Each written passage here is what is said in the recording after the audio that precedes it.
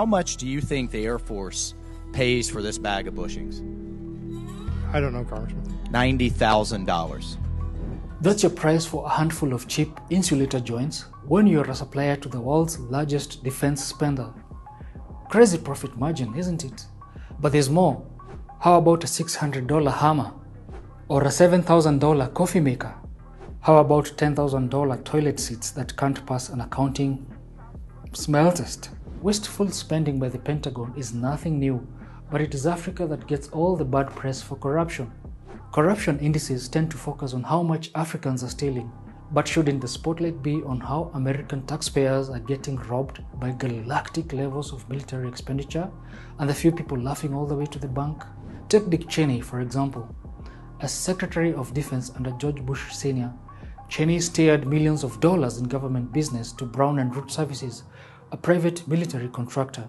After leaving office, he became CEO of Halliburton, which just happens to own Brown and Root Services, which became Kellogg, Brown and Root, and is now known as KBR.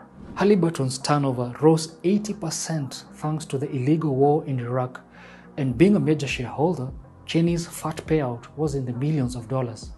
Current Secretary of Defense Lloyd Austin served on the board of Raytheon, the world's second largest weapons maker, before joining the US government. Austin has awarded over $30 billion in contracts to Raytheon since his confirmation in January 2021, and the company's profits have been rising since the war in Ukraine began, partly due to Austin's connections.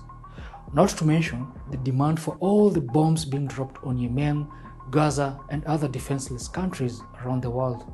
That's quite a profitable revolving door between the Pentagon and military contractors.